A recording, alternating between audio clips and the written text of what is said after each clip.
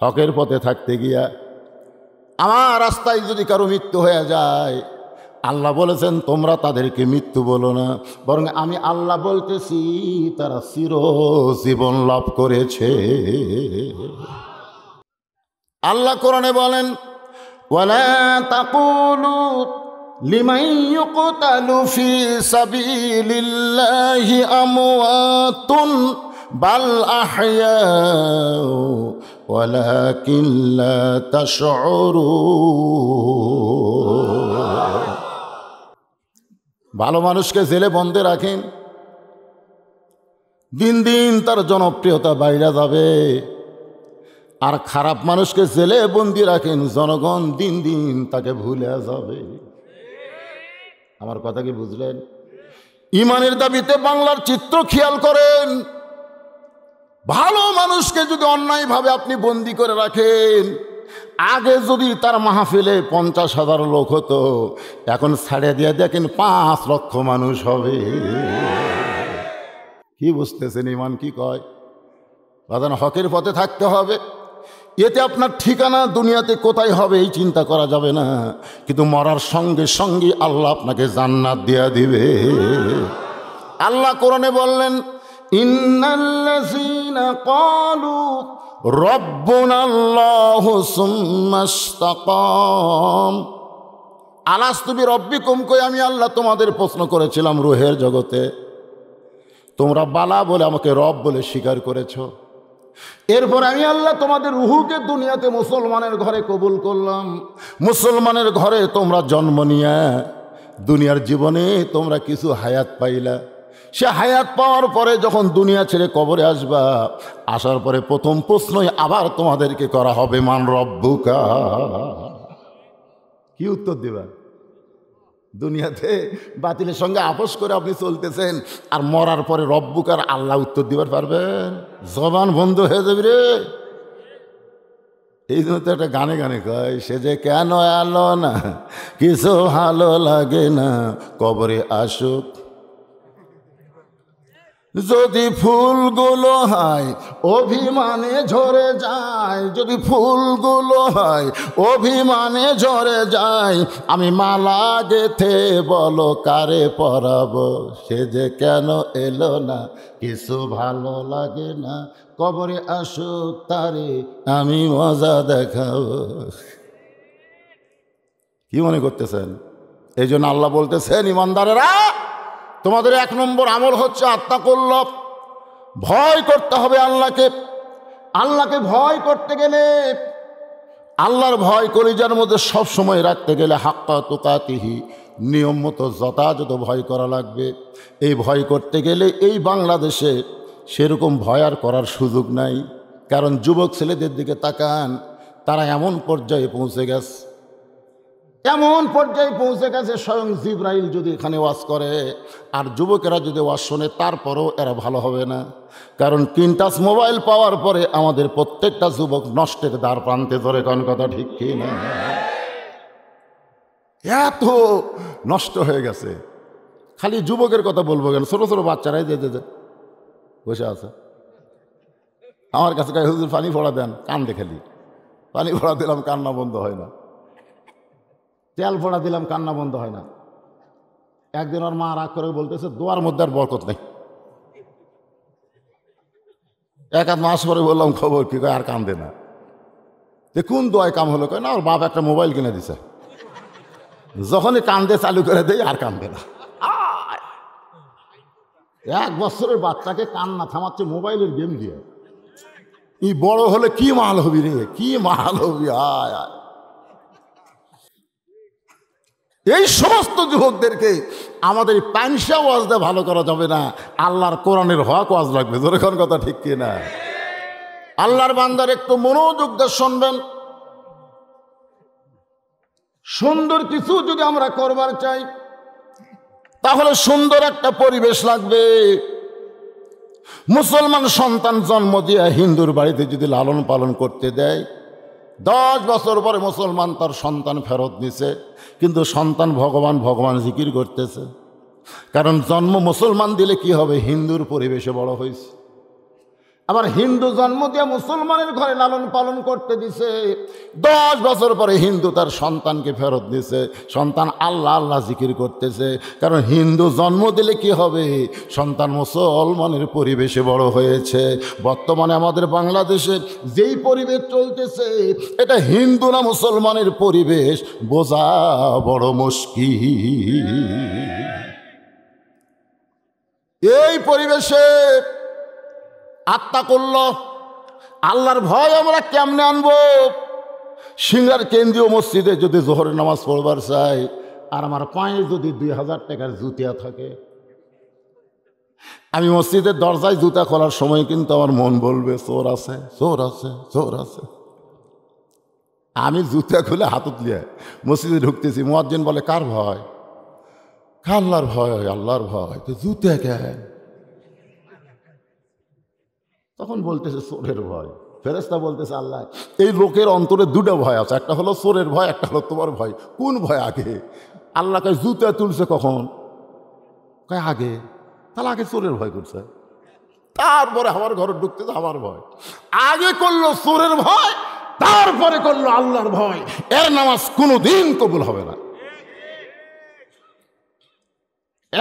একমাত্র কলিজার মধ্যে, ইমানদারের কলিজায় ভয় থাকবে কার? আল্লাহ ছাড়া আর কারো ভয়।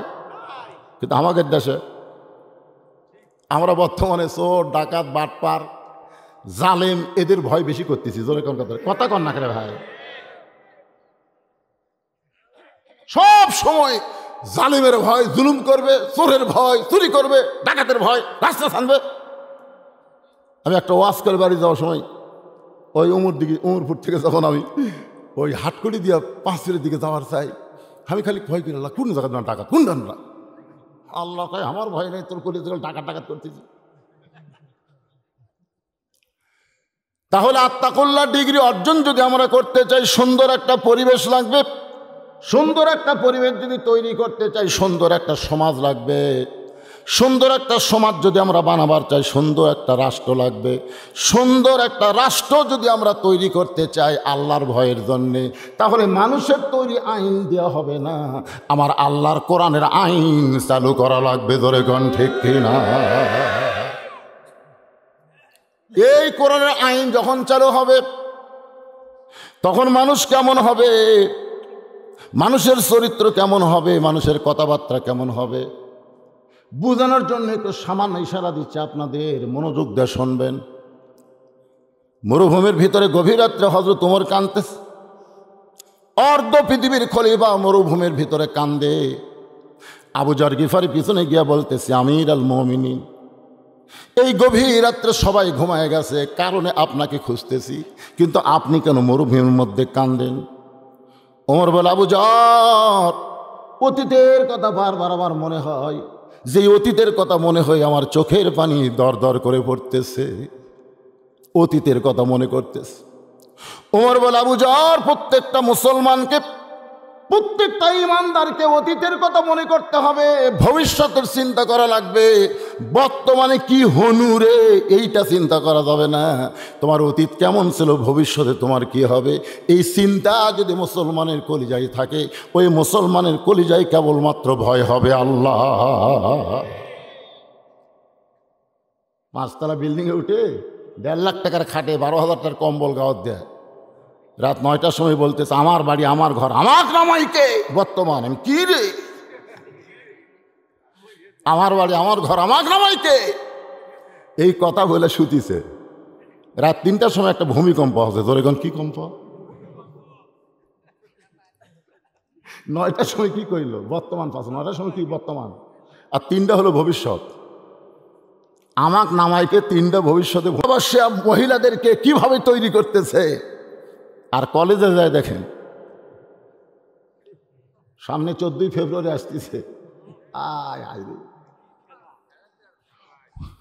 দূরবীন অনুবীক্ষণ যন্ত্রতে খুঁজে দেখেন, এই মাদ্রাসার একটা মেয়েকেও আপনার দেখতে পাবেন না। দূরবীন অনুবীক্ষণ, চ্যালেঞ্জ করলাম। কারণ এমন শিক্ষা এদেরকে দেওয়া হচ্ছে, কোরআনী শিক্ষা, যে রাখালকে অর্ধপৃথিবীর খলিফা বানাই দেয়। সুবহানাল্লাহ কর না কেন?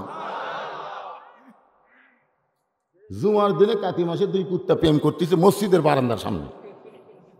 এখন মুসলিমের মসজিদে ঢুকবি, দুই কুত্তার প্রেম দেখে চোখ এরকম করে আমি হলাম ইমাম মানুষ, বুঝলেন? ঢুক পেরে সে দেখি কেরে আমি দুই কুত্তা করলাম, খেড়ের পালা আছে, সাইডে যা, প্রেম করবো গোপনে কর, বাঁশের থোপ আছে আড়ালে যা।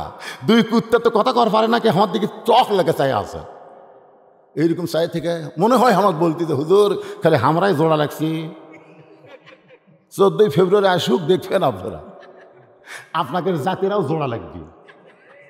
ওরা বলবে ভ্যালেন্টাইন ডে, ভালোবাসা দিবস রে, বিশ্ব ভালোবাসা দিবস। ইমানদার মুসলমান কোনোদিন গ্রহণ করতে পারে না।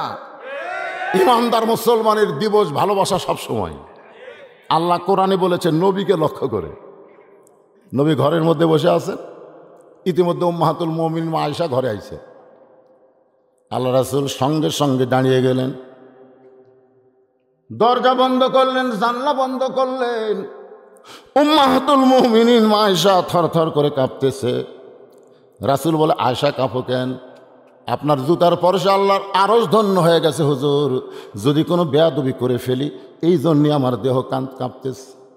আল্লাহ রাসূল বলে, আয়েশা, একজন নবীর জুতার পরশে আল্লাহর আরশ ধন্য হয়েছে, একজন নবীর। আয়েশা বলে, হুজুর আপনি তো সেই নবী। রাসূল বললেন, যতক্ষণ দরজা খোলা ছিল ততক্ষণ আমি নবী ছিলাম, কিন্তু যেই মাত্র দরজা বন্ধ হয়েছে আমি আর নবী নাই আয়েশা, আমি হলাম স্বামী আর তুমি আমার বিবি। আসো আসো খেলা করি। কিসের খেলা? আজকে আমাদের বাংলাদেশেও অনেকে খেলা করবার ডাকে না, খেলা হবে, খেলা হবে। কিন্তু খেলবার গেলে মাজাত বল থাকা লাগবে রে পাগলা।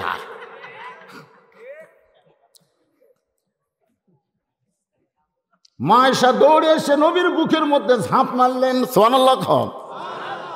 কারণ নবী নাই, স্বামী ডাকতেছে, স্বামীর বুকে ঝাঁপ মারছে। আল্লাহ রাসূল আস্তে করে এই ডান হাতখানা মা আয়েশার পিঠের উপরে একটা চাপ দিলেন। যেই মাত্র চাপ দিয়েছে সঙ্গে সঙ্গে আল্লাহ বলে, জিবরাইল, আমার নবী ঘরে এমন একটা আমল করতেছে যে আমল করার কারণে আমি আল্লাহর আরশ খুশি হয়ে গেছে। জিবরাইল বলে, আল্লাহ কি আমল করতেছে? কয়, সেটা তো শোনা লাগবে না, তুই কোরআনের আয়াতে নবীর কাছে যা, অত শোনার দরকার আছে, যা। ফেরেশতা জিবরাইল নবীর কাছে এসে সালাম দেখায়, হুজুর ঘরের মধ্যে কি করতেছে আল্লাহ জানে, আমি জানি না।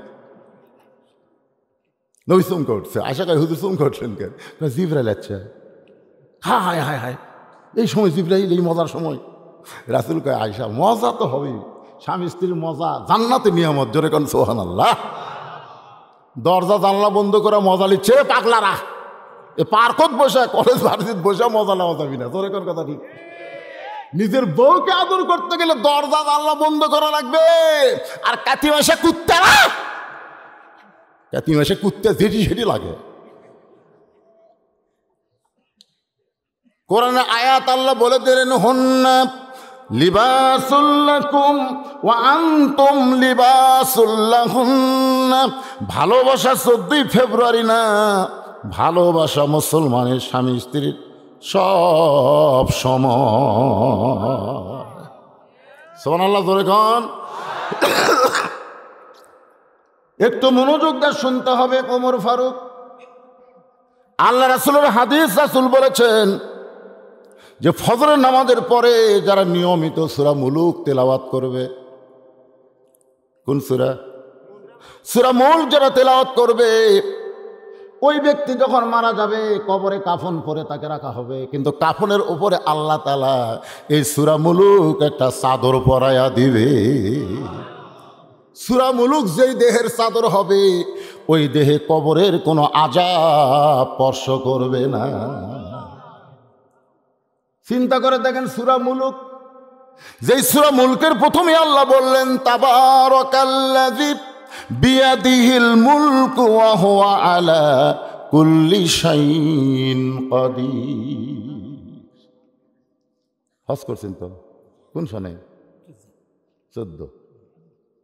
আমরা যারা হাজি মানুষ, তারা হজ করবার যে একটা তালবিয়া পড়ছি, তালবিয়ার মধ্যে আছে, শেষে আছে লাকাওয়াল মুলক, লা শারিকা লাক। পড়েনি হাদিস এটা পড়েনি আপনারা? আচ্ছা আপনারা বলেন তো, লাকাওয়াল মুল লা শারিকা লাক এর বাংলা কি? এর বাংলা হলো রাজত্বের ভিতরে, রাজনীতির ভিতরে একমাত্র আল্লাহ ছাড়া অন্য কাউকে আমি মানি না, স্বীকার করি না। হজ করার আগে আপনি যে দলই করেন কোনো সমস্যা নাই, কিন্তু হজ করার পরে একমাত্র আল্লাহর দল ছাড়া আর কোনো দল যদি আপনি করেন তাহলে আপনার হজ আল্লাহ কবুল করবে না। নামের আগে হাজি থাকবি কিন্তু কবুল হবি না, কারণ এই তালবিয়া হচ্ছে হজের মূল মন্ত্র। আপনারা তো হজ করে সবাই জানলে, একটু তালবিয়াটা পড়েন, অসুবিধা আছে? সবাই পড়েন, সব হবে, বিশাল সব। লব্বাইক আল্লাহুম্মা লব্বাইক লব্বাইক লা শারিকা লাক লব্বাইক ইন্নাল হামদা ওয়ান নি'মাতা লাকা ওয়াল মুলক লা শারিকা লাক। মাশাআল্লাহ। আমাদের বাংলাদেশে যত হাজি আছে, হজ করার আগে যেই দলই করুক, হজের পরে যদি আল্লাহর দল করতো তাহলে এতদিন শুধু কোরআনের ওয়াজ শোনা লাগতো না, কোরআনের সমাজ বাংলার জমিনে চালু হতো। তোর কোন কথা দেখতে, কিন্তু হজের আগেও যা, হজের পরেও তাই। আমার এলাকার যে কয়টা হাজি, বেশিরভাগ হাজি হজ করে এসে বিয়ে করছে। অনেক হাজির বউ হক হুজুরি সারা পাজি হয়ে যাচ্ছে, হাজি হয়ে যাচ্ছে, মানে কবুল হয়নি, যে উল্টে হসে, বুঝেন না?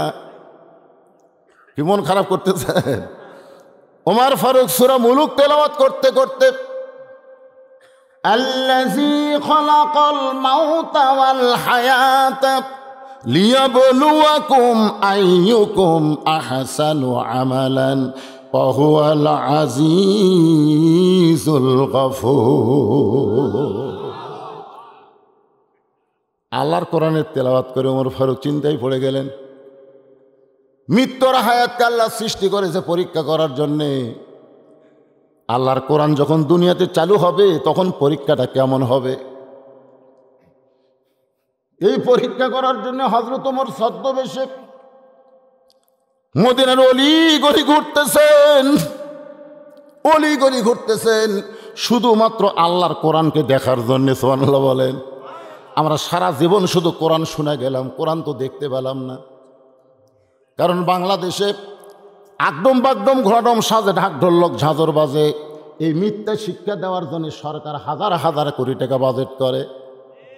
জালিকাল কিতাবুল লা রাইবা ফীহি হুদাল লিল মুত্তাকিন, এই কোরআনের সত্য শিক্ষা যেখানে দেওয়া হয় সেখানকার জন্য সরকারের একটা টাকাও বাজেট ঘোষণা হয় না। ধরে কোন ঠিক কি না? আজকে দেখেন আমার এলাকায় একটা বালিকা বিদ্যালয়, সেই বিদ্যালয় 4 তলা 5 তলা বিল্ডিং হলো, আর এই বালুবাসে একটা মহিলা মাদ্রাসা দাওরা পর্যন্ত, সেখানে বিল্ডিং করবার গেলে চাঁদা লওয়া লাগতেছে, দান লওয়া লাগতেছে। ধরে কোন ঠিক কি না? কারণ হলো বাংলাদেশের মানুষ কোরআন শোনে, বাস্তবে আল্লাহর কোরআন কেমন এটা দেখতে পাই নাই। যদি কোরআনকে তারা দেখতে পাইতো, সমস্ত কলেজ ভার্সিটি গুঁড়া করে দিয়ে না হয়, কলেজ ভার্সিটির সিলেবাস পরিবর্তন করে সব কোরআনের মাদ্রাসা বানায় দিত। দেখবার পাইনি তো, খালি শুনতেছে, আর শোনা কথা খুব একটা বিশ্বাস হয় না। এই যে আপনারা ওয়াজ শুনতেছেন বড় এক মানুষ মারা 6 টুকরা করছে, কিন্তু দেখছিস? কয় না ভাই, শোনা কথা। আজকে আমাদের বাংলার জমিনে খালি শুনতেছি, আমরা খালি শুনতেছি কোরআন শ্রেষ্ঠ কিতাব, কোরআনের উপরে কোনো কিতাব নাই। অথচ ইংরেজি মাস্টারকে, একই ছেলের 3 মাস্টার, মাস গেলে 2000 টাকা বেতন দেয়, বাংলা অঙ্কের মাস্টারকে 1500 টাকা বেতন দেয়। ওই ছেলেকে এক ইমাম সাহেব কোরআন সাহেব পড়াচ্ছে, 3 মাস হলে এখন পর্যন্ত বেতন নেই। একই ছেলে কয় মাস্টার, 2টা বেতন ক্লিয়ার, আর হুজুরের বেতন নেই। 3 মাস পরে ছেলে এসে বলে, আব্বা আমি নিজে নিজে কোরআন পড়ে পারি। বাপের কথা আমার মনেই নেই রে, তোকে হুজুর কোরআন পড়া আমার মনেই নেই। 3 মাস পরে হুজুরের সামনে গিয়ে বলতেছে, হুজুর এত কষ্ট করে আমার বাচ্চারে কোরআন পড়াচ্ছেন, আমি শুনেছি হুজুর আল্লাহর কোরআন শিক্ষা দিয়ে হাদিয়া লওয়া জায়েজ নাই। হুজুর বলতে চাল, এটা কোন দেশ রে, যেই দেশে বাংলা ইংরেজি মাস্টারকে ফতুয়া দেয় না আর হুজুরও ফতুয়া দেয়, এটা কোন দেশ? ওটা কোন দেশ? এ দেশে কোরআনের খবর কি, আল্লাহর খবর কি? জিজ্ঞাসা করা হচ্ছে, ভাই এগুলো দেখতেছেন হুজুর, এগুলো সব আমার, এ আমার বাপের, পিছন দিকে আমার বড় ভাইয়ের, এই দিকে পাওয়া দেওয়ার কারো জায়গা নেই। তো সবই যদি তোমাকে হয় আল্লাহর, তো আল্লাহরা দেখতে গেলে 2 মিনিট হাঁটা লাগবে। 2 মিনিট হাঁটা মসজিদের কাছে যায় বলতে, হুজুর এখানেও আল্লাহর কিছু ছিল না, এই 10 শতক আমার 4 লাখ দান করছে, আমরা টাকা পয়সা দিয়ে এখানে একটা আল্লাহর ঘর বেনে দিছি। ফেরেশতাকে আল্লাহ এই দেশের নাম কি, যেই দেশে তোমার কিছু নাই, আর চাচা দান করলে তুমি পাও, ওরা টাকা দিয়ে ঘর বেনে দিয়ে, এই দেশের নাম কি?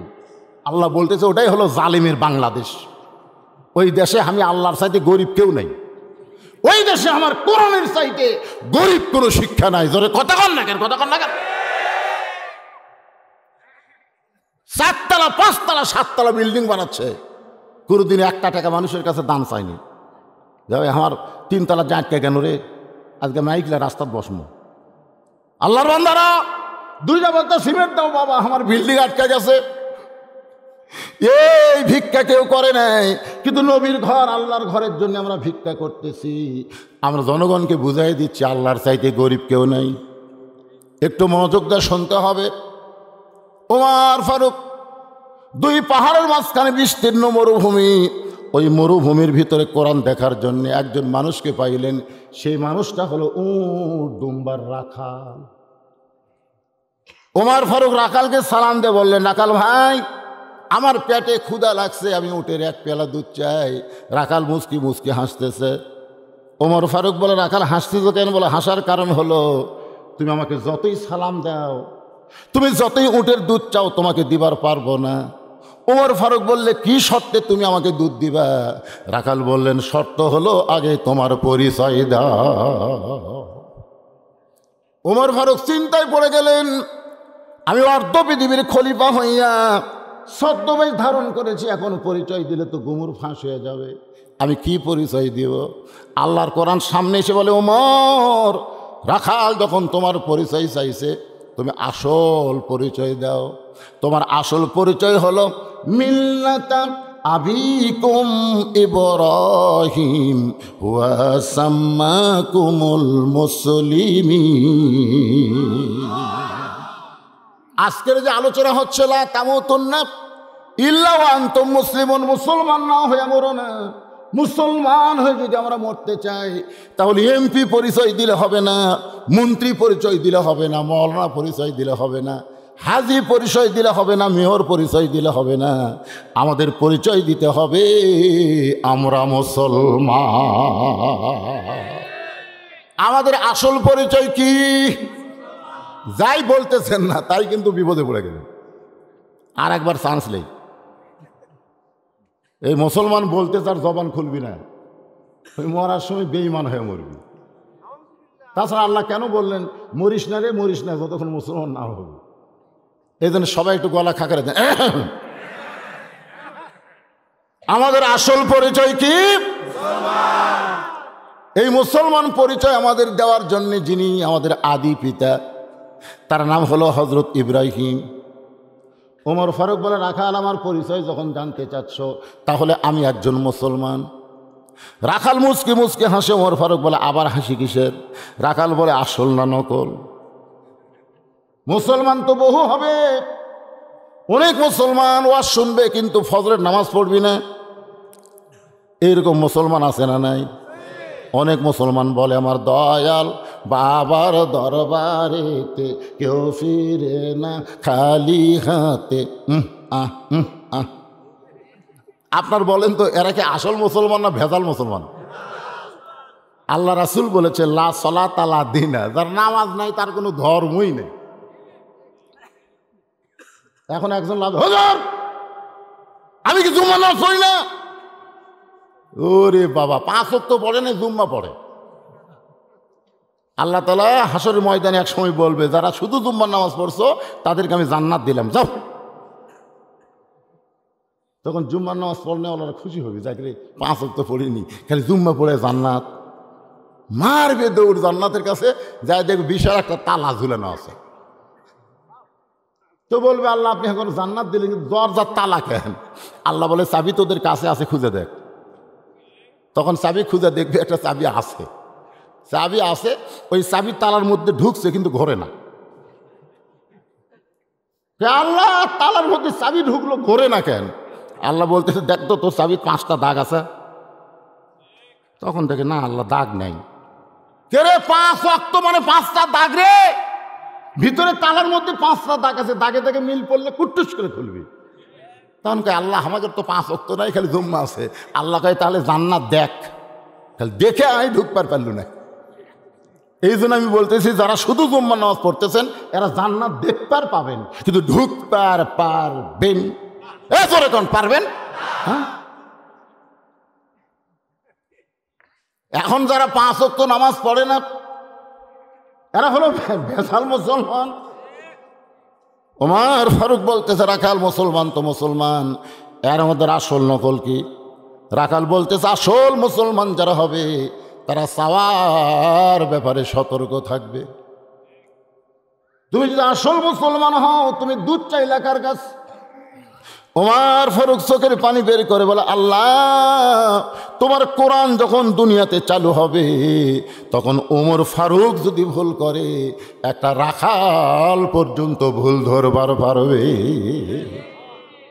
আজকে বাংলাদেশের কোন জায়গায় কোরআনের আইন চালু? এক জায়গায় আছে, আছে। আমি নিজের চোখে দেখছি 3 জন মুসল্লি। কয়জন? ঘড়ি দেখতেছে, হুজুর নাই। নামাজের জামাতের টাইম হয়ে গেছে, একটা হুজুর নাই। আমি কেবল ঢুকবার চাচ্ছি, ওদের 3 জনের ঘড়ি দেখা দেখে আমি ব্যাক করছি। না, আমি ঢুকলে তো আমার সামনে যাওয়া লাগবে, দেখি আমি না থাকলে এরা কি করে। আমি জানলার ফাঁকটা দেখতেছি, আল্লাহর কে খাম ভাই, ওই 3 মুসল্লির মধ্যে একজন আওয়ামী লীগ, একজন বিএনপি আর একটা জামাত। এখন জামাত ইসলাম লোক তো নরম মানুষ বেশি, বলতেছে ভাইজান এখন পর্যন্ত কোনো হুজুর আলো না রে, নামাজের তো সময় হয়ে গেল, তো তোমার দল ক্ষমতাতে আছে, তুমি সামনে যাও। আওয়ামী লীগ বলতেছে তুই আমাকে চিনিস না, আমি মাঝে মধ্যে ঢুকি রে, মাঝে মধ্যে নামাজ পড়ি, সবসময় পড়ি না, আমি কিন্তু পাশে পড়ে পারি ভাই, কিন্তু সামনে আমি জীবনেও যাই না। তখন বলতেছে বিএনপি তোমার খবর কি ভাই?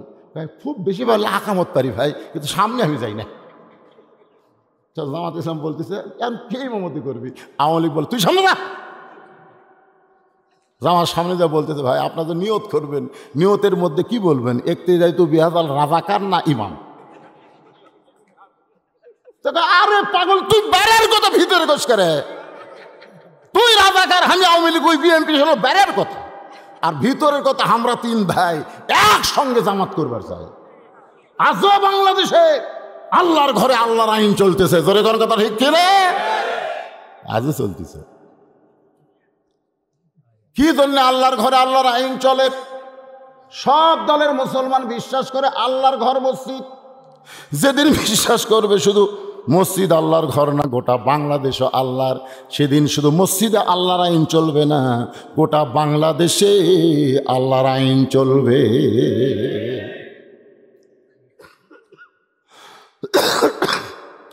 ওমর ফারুক চোখের পানি বের করে রাখাল ভাই আমার চাওয়ার ব্যাপারে ভুল হয়ে গেছে।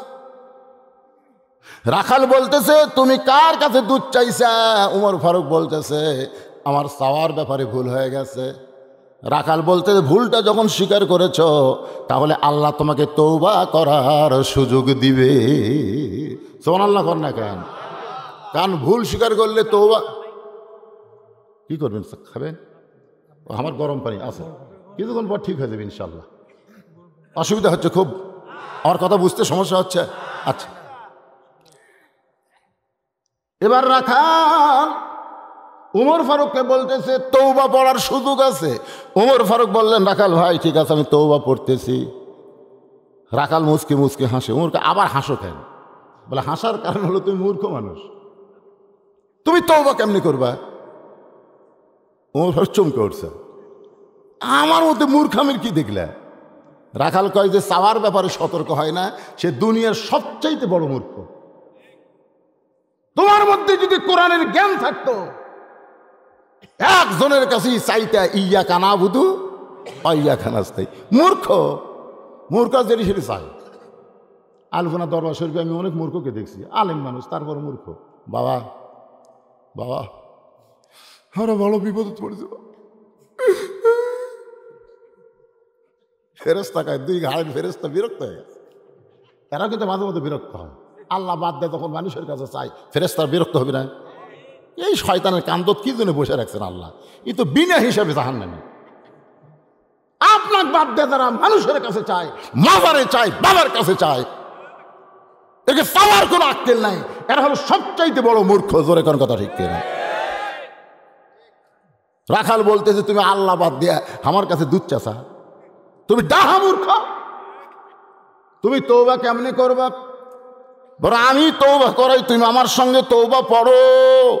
উমর চোখটা দর দর করে পানি পড়তেছে। আল্লাহ, তোমার কোরআন যখন দুনিয়াতে চালু হয়ে যাবে, তখন উমর যদি ভুল করে, একটা রাখাল পর্যন্ত তাকে তওবা করার সুযোগ পাবে।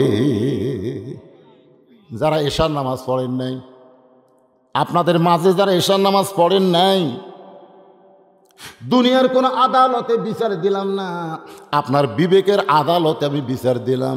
আপনার বিবেককে প্রশ্ন করে দেখেন তো, আপনি ফজর পর্যন্ত বাঁচতে পারবেন? যদি ফজর পর্যন্ত না বাঁচেন, তাহলে এখনই আমাদের তওবা করার দরকার আছে না নাই? তওবা করার অর্থ হলো ফিরে আসা। আমরা ফিরে আসলাম, আল্লাহ বাকি জীবনে একটা ওয়াক্ত নামাজ বাদ দেব না। আল্লাহ কয়, বান্দারে, ফজর থেকে যখন নামাজ শুরু করে দিলি, বাকি জীবনে যত নামাজ পড়িস নাই, আমি সমস্ত নামাজকে মাফ করে দিয়া না পড়া নামাজগুলো আদায় হিসাবে তোর আমল নামায় সওয়াব দিয়া দিলাম। এদিন সকলে একটু আমার সঙ্গে তওবা পড়ি, অসুবিধা আছে ভাইজান? সকলে পড়ে আস্তাগফিরুল্লাহ রব্বি মিন কুল্লি জামবি ওয়া তুবু ইলাইহি লা হাওলা ওয়ালা কুওয়াতা ইল্লা বিল্লাহিল আলিয়্যিল আযীম। ওমর ফারুক বলে, রাখাল ভাই, আল্লাহর রাস্তায় উটের এক পেয়ালা দুধ দাও। রাখাল মুস্কি মুস্কি হাসে। ওমর ফারুক বলে, রাখাল হাসতেছ কেন? আমি তো আল্লাহর রাস্তায় চাইছি। রাখাল বলতেছে, আগে তুমি তাও ভালো ছিলে, তওবা করার পরে তুমি আবার মুনাফিক হলে। যেই কইছে মুনাফিক, উমর ফারুকের চেহারা রক্তের মতন লাল। যে উমর রাস্তাতে গেলে শয়তান 40 দিন যাওয়ার পারে না, সে উমরকে একটা সাধারণ রাখাল কইছে মুনাফিক। জোরে কোন কি?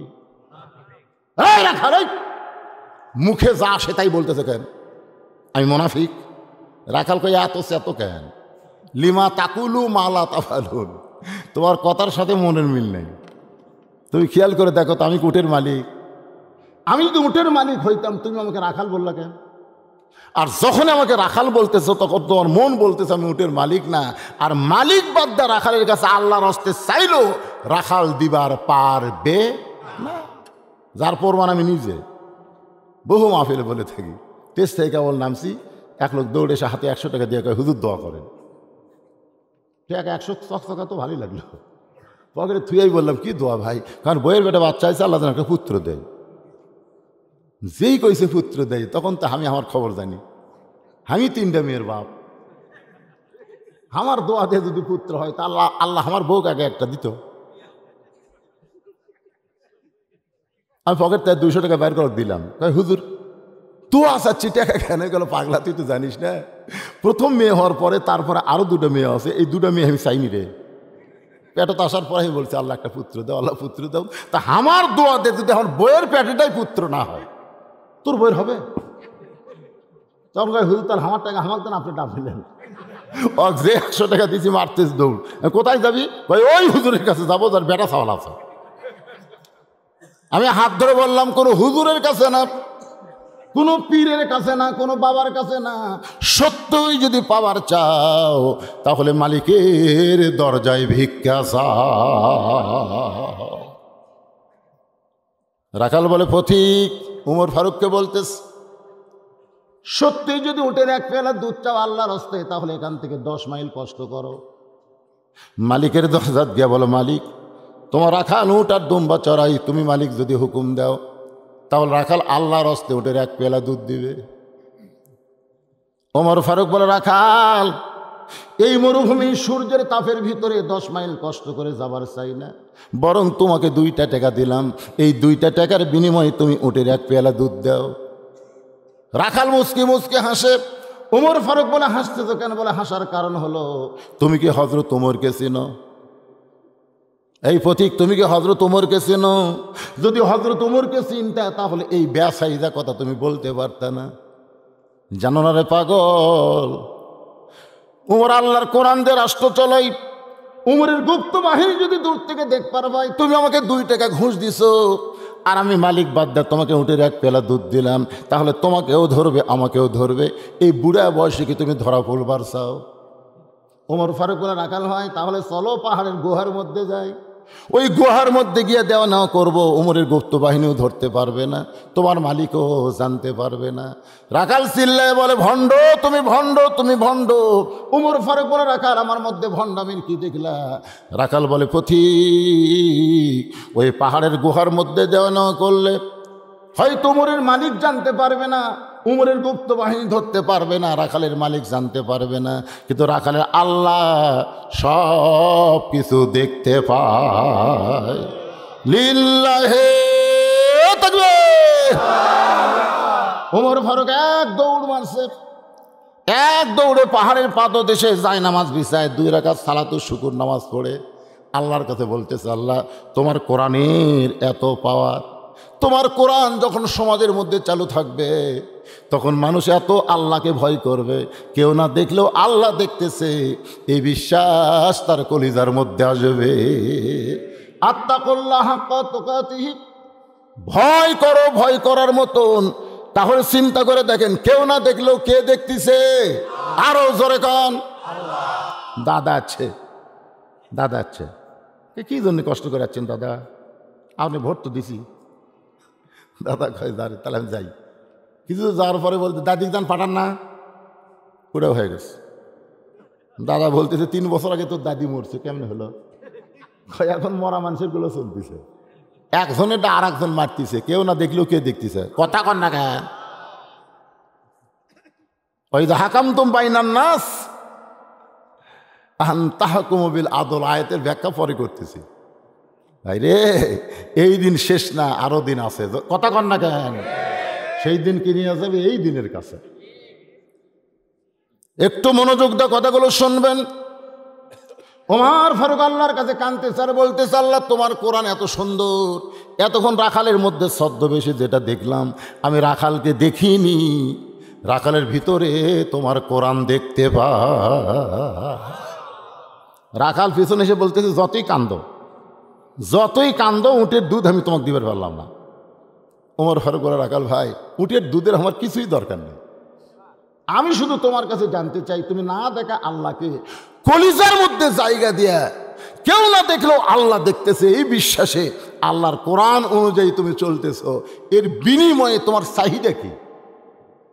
তোমার তো ভালো একটা বাড়ি নাই, ভালো একটা চাকরি নাই, ভালো খাওয়া দাওয়া নাই, এত কষ্টের পরও আল্লাহর কোরআন মেনে তুমি চলতেছ, এর বিনিময়ে তোমার চাহিদা কি?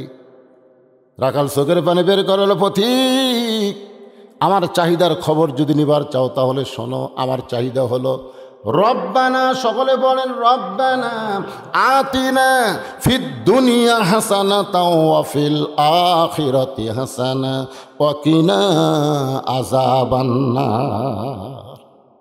ওমর ফারুক বলে, রাখাল ভাই তোমার চাহিদার কথা জানতে চাইলাম আর তুমি কোরআনের আয়াত পড়ে শোনায় দিলা। ওমর বলে, রাখাল আমি একজন মূর্খ মানুষ, তোমার কোরআনের আয়াত দিয়ে তো আমি বুঝতে পারলাম না। রাখাল মুচকি মুচকি হাসে আর বলে, তুমি আসলেই মূর্খ। এই আয়াতের মধ্যে আমি 2টা চাহিদার কথা বললাম, একটা চাহিদা হলো দুনিয়া আর একটা চাহিদা হলো আখেরাত। আমার দুনিয়ার চাহিদা হলো মহামানব হযরত ওমরকে আমি এক নজর দেখতে চাই। আমার দুনিয়ার চাহিদা হলো মহামানব, যেই উমর কোরআন দিয়ে রাষ্ট্র চালানোর কারণে আমার মতন রাখাল আত্তাকুল্লাহ হাক্কা তুকাতিহি, আল্লাহর ভয় কলি, অধম রাখালকে আল্লাহ যেন জান্নাত দেয়।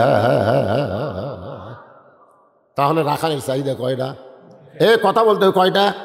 1 নম্বর চাহিদা হলো ভালো নেতা। জোরে কোন কি নেতা? ওর হর কি নেতা? আপনাকে চাহিদা কি? ভালো নেতা দেখবেন।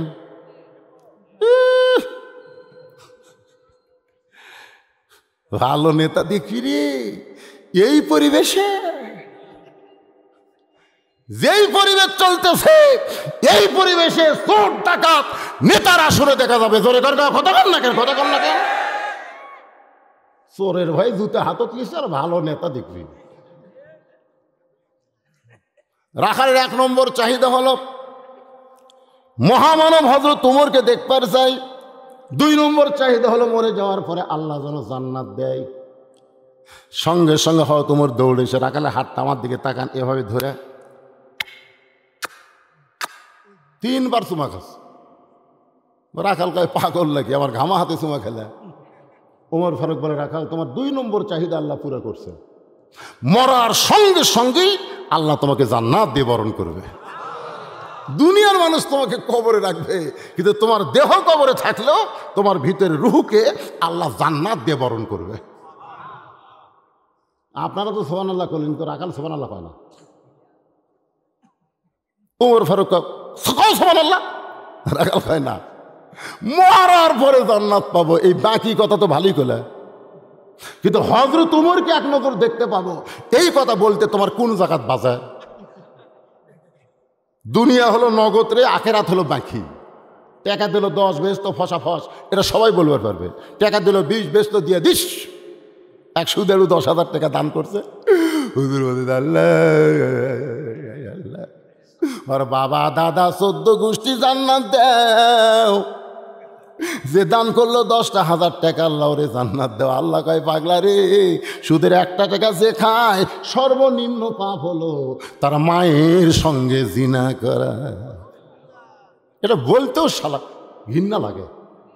যদি বলতো যে ভাবির সাথে, শালির সাথে, তাও একটা সাইজ হতো। তোর এখন কথা এর মায়ের সাথে এই আস্তাগফিরুল্লাহ, 1 টাকা খালি রে মাথা নষ্ট। আর সর্ববড় পাপ হলো ফেরাউন নমরুদ যেমন আল্লাহর সঙ্গে যুদ্ধ ঘোষণা করছে, এই সুদ যারা খায় আর আল্লাহর সঙ্গে যুদ্ধ ঘোষণা করে। খালি নাউজুবিল্লাহ কবর করলে হবে না, সুদকে বাংলার জমিনে কবর দেওয়া লাগবে। কথা কথা কথা কথা, খালি নাউজুবিল্লাহ দিয়ে পাড়ি দিবি। খাড়া হয়ে পেশাব করতেছে, উঠি কিছু কয় না। মসজিদে বারান্দা থেকে নাউজুবিল্লাহ নাউজুবিল্লাহ, কি হচ্ছে ভাই? 1 ছেলে খাড়া হয়ে পেশাব করতেছে, নাউজুবিল্লাহ। যাই শোনে তাই কয় নাউজুবিল্লাহ। ওই রকম নাউজুবিল্লাহ ফাঁকত যায় কলে কোনো দিনও বসান যাবি না, ওই খাড়াই থাকবি। যেটি পেশাব করতে তার পাশে বিলাই যেমন ইন্দুর ধরে চুপ চুপ করে যায়, বুঝছেন, পাশে নাউজুবিল্লাহ খালি কয়া দেখেন, এত জোরে চেন টানবি চামড়া আটকে যাবি। জোরে কোন কথা ঠিক কিনা? জাকা মতো মারা লাগবি তো।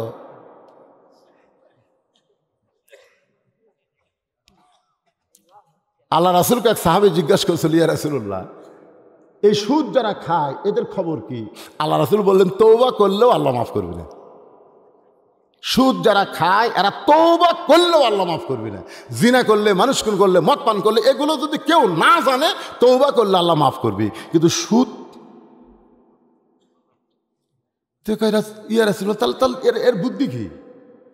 আল্লাহ রাসূল আর বাঁচার বুদ্ধি হলো যাদের কাছ থেকে সুদের টাকা লিছে এদের বাড়ির যায়া সুদের টাকা ফেরত দিয়ে ওরা যদি মাফ করে তারপরে আল্লাহর তওবা কবুল করবে। যদি মরে যায় তাহলে যে কয় টাকা সুদ দিছে ওই কয় টাকা ওর নামে দান করা লাগবে। আমার কথা কি বুঝতে পারতেছেন? আপনারা কি সুদ খাচ্ছেন নাকি রে? কথা কন না কেন? এই বাংলাদেশের 2টা ওয়াজ করলে মানুষ মন খারাপ করে, একটা নামাজের ওয়াজ আর একটা সুদের ওয়াজ। এই 2টা ওয়াজ করলে মুখ খালি কাছে বলতে করে, নামাজ পড়ে না সুদ খায়। এই মানুষের সংখ্যা আমাদের বাংলাদেশে কম না বেশি? তবে আপনারা একটা কথা শুনলে খুশি হবেন, যারা সুদ দেয় এরা তওবা করলে আল্লাহ মাফ করে দিবে। যারা সুদ দেয়, বোঝেন না, যারা দেয় তারা মাফ পাবে, কিন্তু যারা খায় তাদের মাফ নাই। একটু মনোযোগ দিয়ে শোনেন। টাকা দিল 10, ব্যস্ত ফসা ফস, এটা লগত বাকি। দরকার লগত না বাকি, বাকির ওয়া সবাই জানে।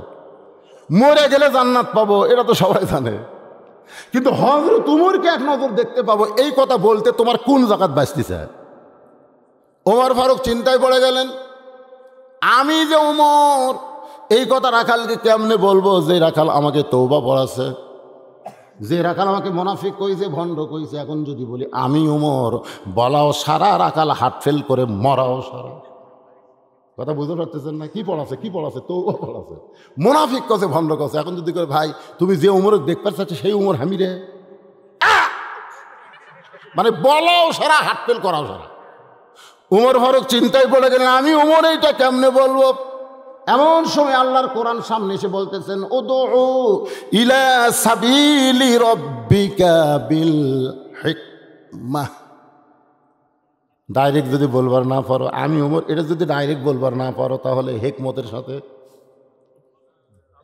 আজকে আমরা বাংলাদেশে বক্তারা বড় বিপদে আছি, ডাইরেক্ট কোনো কথা বলবার পারতেছি না, এই জন্য হিকমতের সাথে বলা লাগতেছে। কথা বুঝতে পারতেছেন না? গত পরশু দিন এক মাহফিল খালি একটু ডাইরেক্ট সামান্য কথা বলছি ভাই, সামান্য কথা খালি ডাইরেক্ট বলছি। এই ভিডিও মানে সাক্ষী আছে, পুলিশের গাড়ি চলে যাচ্ছে, মাহফিল বন্ধ।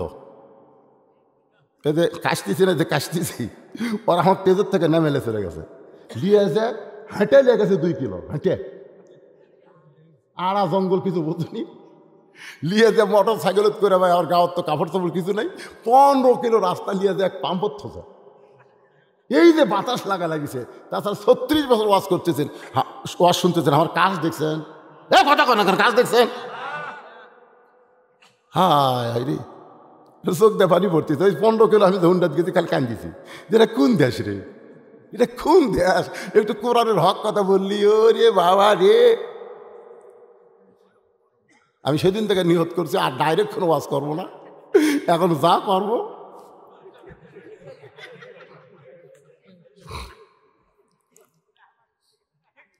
উদউ ইলা সাবিলি রাব্বিকা বিল হিকমাহ। জোরে কান সুবহানাল্লাহ। ওমর ফারুক বলতেছে, রাখাল সত্যি যদি হযরত ওমরকে দেখবার চাও তাহলে ফজরের নামাজ তোমাকে সামনে কাতারে আদায় করা লাগবে। এই কথাটা খেয়াল করে শুনবেন, ঘড়ির দিকে তাকাচ্ছেন কটা বাজে না? চালাচ্ছি তো, মনোযোগ দিবেন না? সত্যি যদি হযরত ওমরকে দেখবার চাও তাহলে ফজরের নামাজ সামনে কাতারে আদায় করা লাগবে। ফজর যদি সামনে কাতারে আদায় করো তাহলে মেহরাব থেকে লক্ষ্য করে দেখবা যেই মানুষটা ইমামতি করতেছেন ওই মানুষটি হলেন হযরত ওমর। এটা কি হলো? ডাইরেক্ট হলো না অ্যাঙ্গেলে হলো? এটা না কয়ে সত্যি যদি ওমরকে দেখবার চাও, দেখেন 2টা দাওয়াত হচ্ছে। ওমরকে দেখবার গেলে আবার একটা নামাজ পড়া লাগবে, সুবহানাল্লাহ লাগে। আর এখনকার নেতাকে দেখবার গেলে নামাজ পড়া লাগবে। সত্যি যদি মন্ত্রী দেখবার চাও তাহলে চামচেক ধরে এখন কি চামচেক ধরে তার অফিসে যাও। এই রে ভাই, একটা নেতার সাথে দেখা করবার গেলে চামচার যা অত্যাচার ভাই।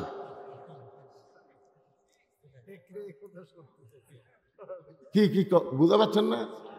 আর সত্যি যদি অর্ধ পৃথিবীর খলিফা, বাংলাদেশের মতন 96টা দেশ, সুবহানাল্লাহ বলেন, এই বর্তমান বাংলাদেশের মতো 96টা দেশের খলিফা হযরত ওমর, সুবহানাল্লাহ। দেখবার যদি চাও তাহলে ফজরের নামাজ জামাতের সঙ্গে আদায় করা লাগবে। সামনে কাতারে গিয়ে মেহরাবের দিকে লক্ষ্য করে দেখবে যেই মানুষটা ইমামতি করতেছে ওই মানুষটি হলেন হযরত ওমর। রাখাল ছোট বাচ্চার মতন কান্দে। ওমর ফারুক বলে, কান্দো কেন? বলে, কান্দার কারণ হলো আমি বারান্দাত নামাজ পড়ি, আমি মসজিদের মধ্যে ঢোকার সাহস পাই না, কারণ মসজিদের মধ্যে নবীর দামি দামি সাহাবি, ওই দামি দামি সাহাবির মধ্যে আমি অধম রাখাল কেমনে যায়। ওমর ফারুক বলল, তুমি বারান্দাত নামাজ পড়ো, তুমি কম দামি, আর ভিতরে যারা নামাজ পড়ে তারা দামি। এই কথা তোমারই কে বুঝাইল? বরং আল্লাহর আইন হলো ইন্না আকরামাকুম ইনদাল্লাহি আতকাকুম। ওই ব্যক্তি সবচাইতে দামি হয় যার কলিজার ভিতরে আল্লাহর বেশি ভয়। আমি সিয়ারত বসে ওয়াজ করতেছি, আপনারা মনে করতেছেন হুজুর দামি, আর আপনারা কাপড়ে বসে ওয়াজ শুনতেছেন মাটিতে, আপনারা কম দামি। হাসরের ময়দানে হয়তো দেখতে পাবেন আমার জিহ্বার মধ্যে বড়শি লাগায়া জাহান্নামের ফেরেশতারা টেনে টেনে আমাকে নিয়ে যাচ্ছে, আর আপনারা জান্নাতের দিকে চলে যাচ্ছেন। আপনারা হয়তো আল্লাহকে বলবেন, আল্লাহ, যে হুজুরের ওয়াজ শোনার পরে আমল করে আমরা জান্নাতে যাচ্ছি, আর হুজুরকে কেন জাহান্নামে নিয়ে যাচ্ছেন? আল্লাহ তখন বলবে, লিমা তাকুলু মা লা তাফআলুন, এই বক্তা ওয়াজ করছে, আমল করে নাই, যার কারণে বক্তা জাহান্নামী, শ্রোতারা জান্নাতি। আপনারা মাটিতে বসে হয়ে গেলেন জান্নাতি, আর আমি চেয়ারে বসে হয়ে গেলাম জাহান্নামী। তখন আপনারা বলবেন, আল্লাহ, যে হুজুরের ওয়াজ শুনে আমল করে আমরা জান্নাতে যাচ্ছি, আপনি কি দিবেন না সেই হুজুরকে জান্নাত? আল্লাহ বলবেন, বান্দারে, হুজুর আমলের কারণে জাহান্নামী হলে কি হবে? তোদের সুপারিশের কারণে আমি হুজুরকে আবার জান্নাত দিয়া দিলাম। তাহলে কে দামি কে কম দামি, এটা চেহারা রূপ ক্ষমতা দেখে নির্ধারণ হবে না, এটা নির্ধারণ হবে যার কলিজায় আত্তাকুল্লাহ, আল্লাহর যত বেশি ভয়, সে তত বেশি আল্লাহর কাছে দামি হয়। ওমর ফারুক বললেন, রাখাল, সত্যি ওমরকে দেখবার চাইলে ফজরের নামাজ সামনে কাতারে আদায় করা লাগবে, আর ভিতরে দামি, এই কথা তোমারে কে বুঝাইছে? রাখাল বলতেছে, তাহলে এশার নামাজ পড়ার পর আমি আর বাড়ি যাব না। ওমর ফারুক বললেন, কেন? বলে, এশার নামাজ পড়ে যদি বাড়ি যাই, তাহলে সামনে ফজরের নামাজ কেমনি ধরবো? এদিন এশা পড়ি, ফজর সামনে কাতারে ধরার চেষ্টায় থাকা লাগবে। ওমর ফারুক বলে, রাখাল, তোমার কাছে আমার প্রশ্ন হলো, 3 ওয়াক্ত নামাজ তাড়াতাড়ি, আসর মাগরিব আর এশা, এই গল্প কে করে রাই? 3 ওয়াক্ত নামাজ হলো তাড়াতাড়ি, আসর মাগরিব এশা, কিন্তু এশা থেকে ফজর, ফজর থেকে জোহর, এই 2 ওয়াক্ত লম্বা কেন? রাখাল বলে, আমি তো বলতে পারবো না। ওমর ফারুক বলে, তাহলে শোনো, ফজর থেকে জোহর আল্লাহ লম্বা সময় দেওয়ার কারণ হলো, চাকরি বাকরি করবে, ব্যবসা বাণিজ্য করবে, মাঠে ময়দানে কাজকাম করে দেহের যে ক্ষয় হবে, ব্রেনের যে ক্ষয় হবে, এশা থেকে ফজর লম্বা সময় দিছে, ওই লম্বা সময়ে তারা ঘুম পাড়বে। এই দেহের ক্ষয়, মাথার ব্রেনের ক্ষয়, সব ক্ষয় আল্লাহ ঘুমের ভিতরে পূরণ করে দিবে। এই জন্য আল্লাহ নবী বলেছেন, এশার নামাজের পরে তোমরা গাল গল্প করবা না, বরং তোমরা ঘুমিয়ে যাবে, ফজরের নামাজ জামাতের সঙ্গে আদায় করবে। এশা থেকে ফজর পর্যন্ত ঘুম পাল্লা, এশাও জামাতে পড়লা, ফজরও জামাতে পড়লা, মাঝখানের ঘুমটা তোমাদের তাহাজ্জুদের নামাজের সওয়াব হয়ে গেল।